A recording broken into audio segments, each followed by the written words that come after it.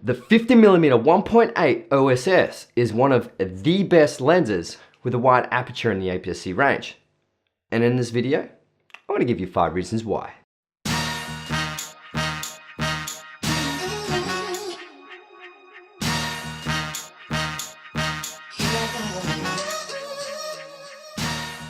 What's going on, my friends? It's Jason Morris here. Today, I'm going to discuss this lens right here, the 50mm 1.8 OSS for APS-C cameras. Now, I've used this lens for quite a while now with my Sony a6000, and it's just one of those lenses that just gets picked over and over again when it comes to portraiture shots. Firstly, the 50mm lens has one of the best features you need when filming on the a6000, and that's OSS, or optical steady shot. As you may know, the a6000 or a6300 doesn't have IBIS, which is tough for video users, but it's obviously not too bad for photographers. The IBIS allows photographers to use slower shutter speeds, which creates more light performance without having to bump up that ISO to compensate for that lower light.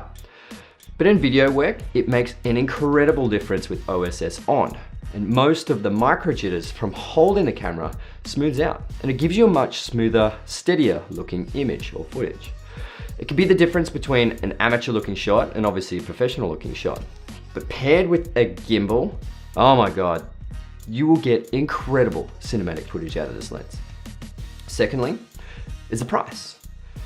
For the price of this lens, for under 300 USD or about 430 Australian dollars, this lens is the cheapest autofocus with OSS on the market in the Sony range. Another lens that comes close is the 35 1.8, which is also another cracking low light lens. The beauty about having an APS-C camera is that the lenses are so much cheaper than the full frame options. It's really a big difference when I buy lenses for my a6000 than I do with my a7 III than I do with my a6000. Saving money on lens obviously is fantastic because you got more money in your pockets, but obviously you got more money to spend on accessories that you might need, such as ND filters, gimbals, tripods, whatever you name it. The third reason why this lens is great is the focal range. Now, it'll vary from person to person when it comes to focal range, but this is a 75mm full frame equivalent. It's really good for portraits and obviously wildlife as well, or any situation that you don't want to get too close to the subject. And also, if you want heaps of lens compression, this is the one. And it's really close to that 85mm lens, which I absolutely love. Now, the focal range isn't that great if you're into landscapes or even event photography, as it's just not a wide field of view. But obviously you can use the 16mm 1.4 by Sigma or even the 30mm 1.4 as well. Now, the fourth reason is the weight. Coming in only at 202 grams, this thing is fantastically light and it's really great for gimbals and obviously street photography.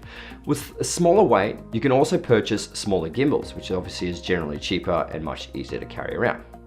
The negative side to full frame is that the lenses are generally bigger and heavier. So the body, is obviously big, you need bigger gimbals, and it's just so heavy to carry around. Lastly, the 50mm lens is really sharp.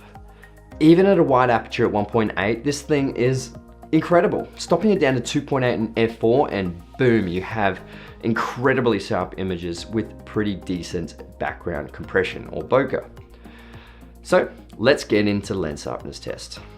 Okay, so we're jumping into Lightroom now and let's have a look at 50mm at 1.8 and we'll enable the profile corrections, and you can see there is pretty much no distortion, but obviously there's a little bit of vignetting in the corners. Let's check the center sharpness, and it's quite sharp in the center, and on the corners it's very nice and sharp in the center.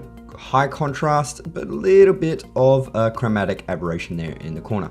We'll stop it down to 2.8 there, and sharpness very sharp in the center, and chromatic aberration seems to be dissipating right there. Stopping it down to f4, and it seems to reach its peak sharpness in the center, and it's very sharp in the corners with high contrast as well. Now stopping it down to f5.6, corners are still nice tack sharp. Stopping it down to f8, tack sharp in the corners again, and we go to f22, and you can see there still nice contrast, but it loses a little bit of sharpness due to lens diffraction at f22, but still overall fantastic performance by the Sony lens. So if you're looking into getting a nice nifty 50 lens, this one is a must. You definitely need to get this lens. So that's it from me, guys. Please like this video if you could, subscribe to my YouTube channel if you already haven't. Also, hit that bell notification so you can get notified when I release more videos, and obviously comment below if you have this lens and your thought on it. My name is Jason Morris, and guys, I'll see you in the next video.